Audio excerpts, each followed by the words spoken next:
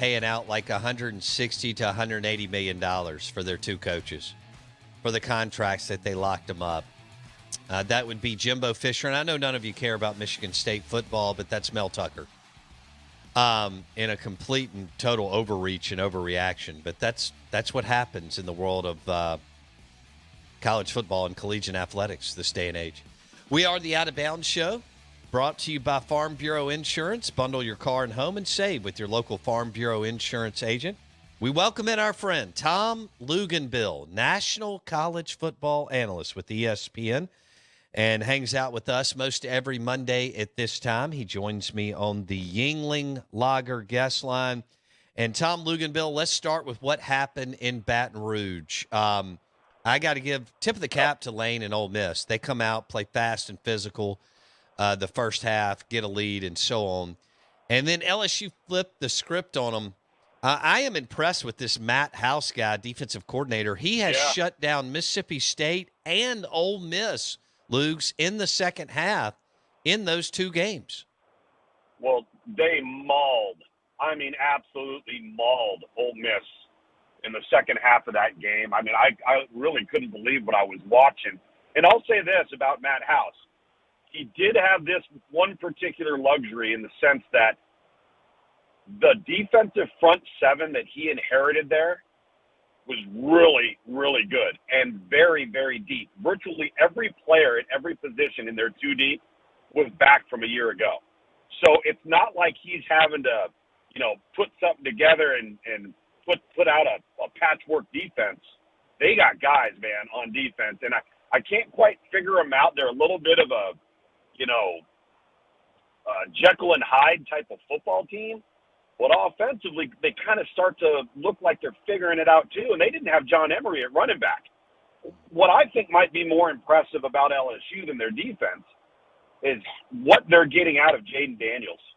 Jaden Daniels hasn't played anywhere near to this level since he was a true freshman at Arizona State and kind of disappeared for the last couple of years, actually regressed.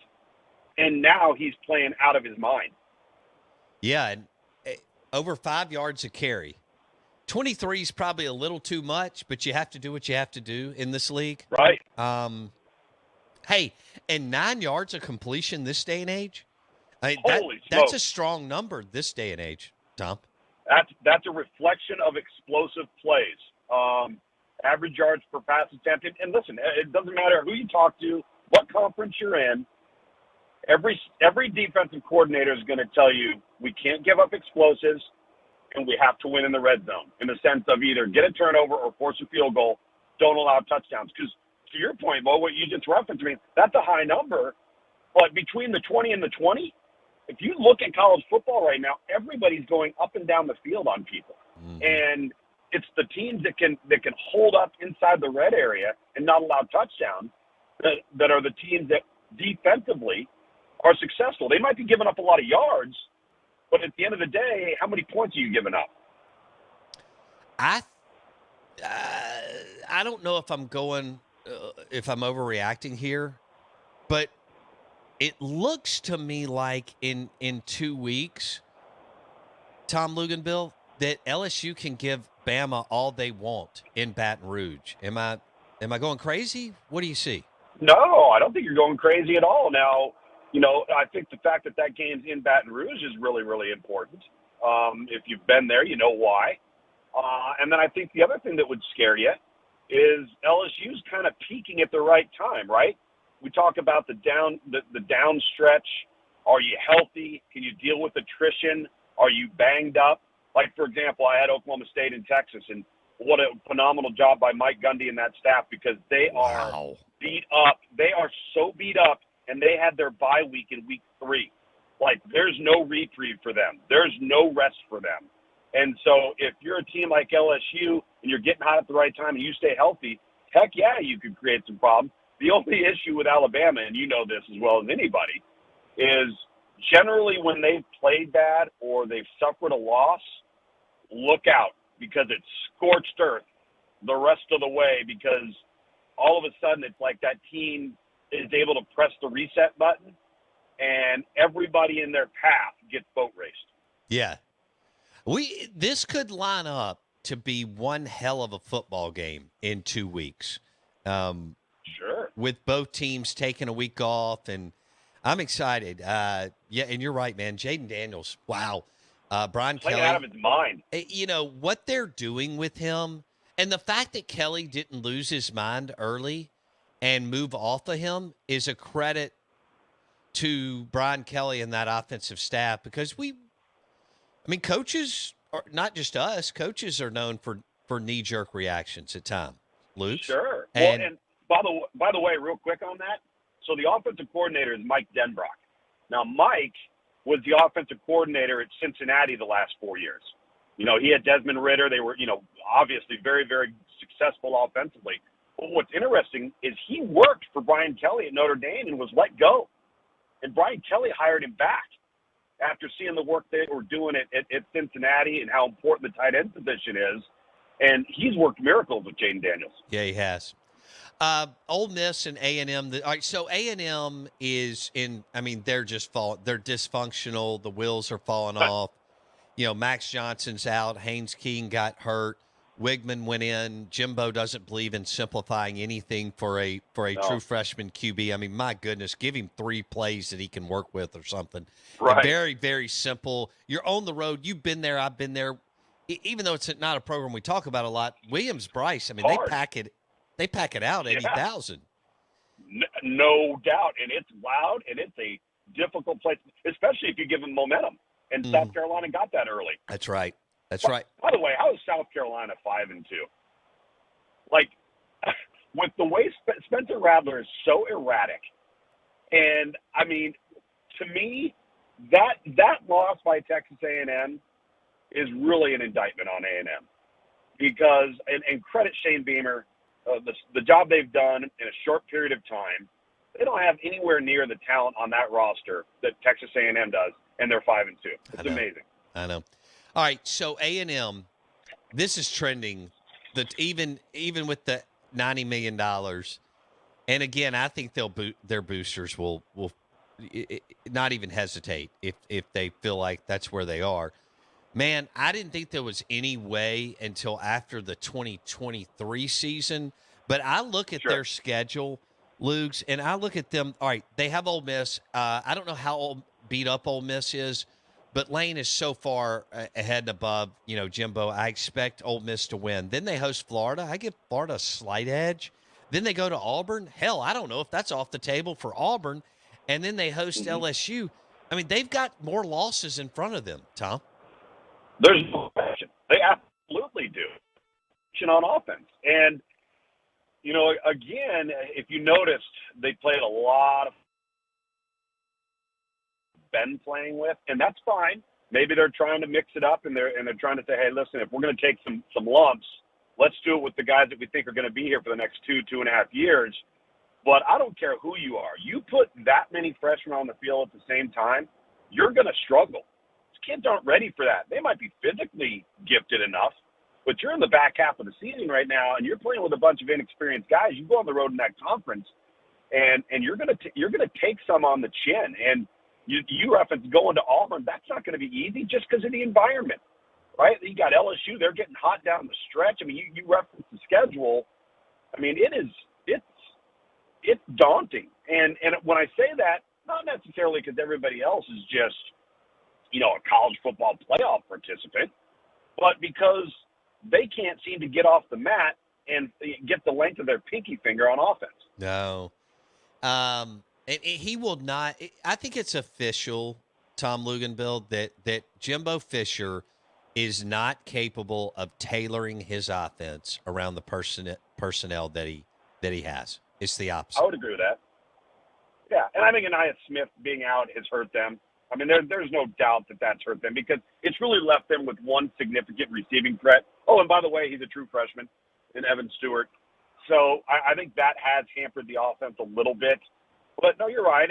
Connor Wigman is a really talented guy. Everybody and their brother recruited him. Maybe the most productive quarterback in high school in the state of Texas last year. Very, very good. And if you're going to play with him, give him a shot. Give him a chance to actually succeed. And listen, not everybody's Jameis Winston. Jameis Winston won the Heisman Trophy as a first-round draft pick probably for a reason. Maybe he was able to handle things as a redshirt freshman that the vast majority of redshirt freshmen can't handle. So if you're going to go to a true freshman in Connor Wigman, I don't think you can treat him like Jameis Winston because he hasn't shown that.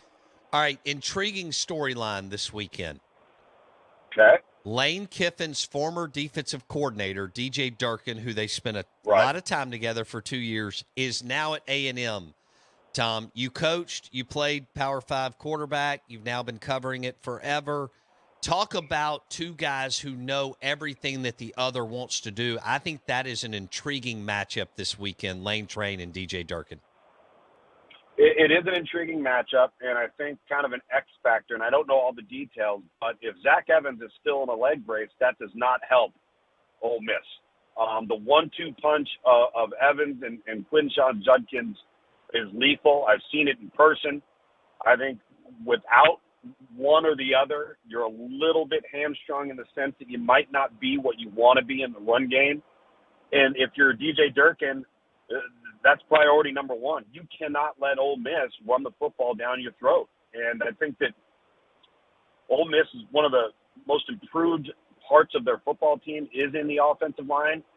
And the Judkin kid is a difference maker. But listen, I think that all Ole Miss has to do, Ole Miss just has to play their game and let Texas A&M screw it up. You know, if you don't That's a good point. That's a good point.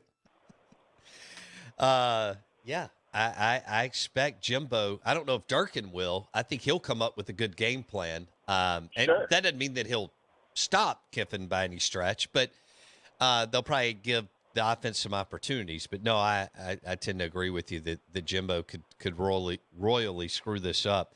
I want to discuss Jackson Dart. I know he's coming off a somewhat tough performance. I'm sold now. Yeah. I needed to see the body of work. You had talked to us about him. He's good right now.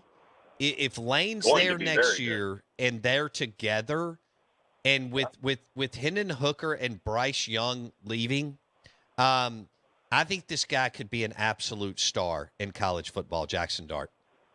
There's no question. Go back to the early sample size of Matt Corral, and you could make an argument that Jackson's ahead of where Matt was, and that's only going to become, I think, more of the offense is going to open up. They're going to develop even more of a trust because I'll be honest with you, Lane Kiffin, at least with us, he was not shy about the fact that. And this was going into week 3, all right, not week 8 or 9, but going into week 3, that the only thing he's been concerned about with Jackson Dart is knowing when to take a calculated risk and knowing when to throw it into the second row or throw it in the ground and live to play the next down. And I think he's growing through that. They're starting to develop some more trust there. And the more trust that's developed there, the more comfortable as a play caller you're going to feel with the full plate of the offense available to you. So, again, quarterbacks, man, when you're young and you're inexperienced, even if you're really, really talented, there's always going to be stuff you haven't seen. There's always going to be a wrinkle that maybe you didn't prepare for. And you're going to learn, and then you're going to put it to memory. Then you're going to expect it the next time it comes. But all of that stuff's great on a whiteboard or sitting in a meeting room. But you got to do it, man. You got to go out and play. Yeah. And I think the fact that Jackson Dart's playing and he's starting to gain confidence, and so is Lane Kiffin, they're going to be just fine at the quarterback. I really believe that. I agree. Tom Luginbill on the Yuengling Lager guest line, national college football analyst with ESPN. This is the Out of Bounds show. All right, I want to throw some numbers out at you. Mississippi State, Alabama. Mississippi State had 62 rushing yards. Bama had 29. But here's where I think the big hiccup was. Well, there's several. But Will Rogers averaged 4 yards per completion. And that's just not enough to methodically go down the field against Bama. You have to generate explosive plays because eventually if you do a big 11, 13 play drive, Yeah, they're going to make you make a mistake, Luke's. absolutely. Or they won't make you make one. You'll just make one because That's the percentages don't weigh into your favor, right. right? And you're right. I mean, that having 4 yards, per attempt, that's kind of like the old school air raid of the mesh concept, the dink and dunk, the Tim Couch at Kentucky. Get the ball out of your hand quick, but you're never really pushing the ball down the field. But again, I mean, I think that with Alabama, the approach that they took, you're not going to beat us through the air. It was very similar to what Barry Odom did at Arkansas when Arkansas went and played A&M and played Mississippi State. The only difference was on that day when he saw the three-man front, he being Mike Leach, they ran the ball 36 times for 170-something yards. All right, they kind of took what the defense gave them. A much more talented defense in Alabama, though, this past weekend. Yeah, and they just don't have the guys at wide receiver to generate explosive plays. Here, Golding went – you saw this. He went 6 DBs, 2 interior linemen, and 3 linebackers. But he knew that would be enough to control – Will's not a threat to run, one. And he knew that would be enough to disrupt the pocket, put pressure on him, and that he could drop those 6 DBs. So I thought it was a good – Yeah. I mean, he's sitting there saying basically what they did is they had 5 people in the box and they dared Mississippi State to run it. Right. Knowing or believing that they probably wouldn't. Even if they gave it to them, they probably wouldn't, which ended up, for the most part, being the case.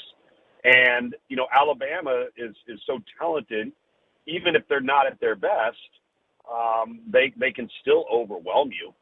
What's interesting is, and I know they ran. Oh, and by the way, they sleptwalked through that game, Tom. I just have to call it completely. They were coming off Tennessee. They weren't interested. They're more focused on LSU. They sleptwalked through the game. That was probably the hardest week in Tuscaloosa that team's ever faced. Because that was probably not a fun building to be in.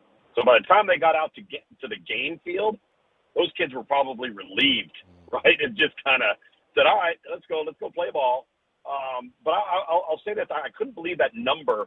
What is it, the last 5 contests in Tuscaloosa, it's 146-9, I think? Yes. Has been the point differential? Holy smokes.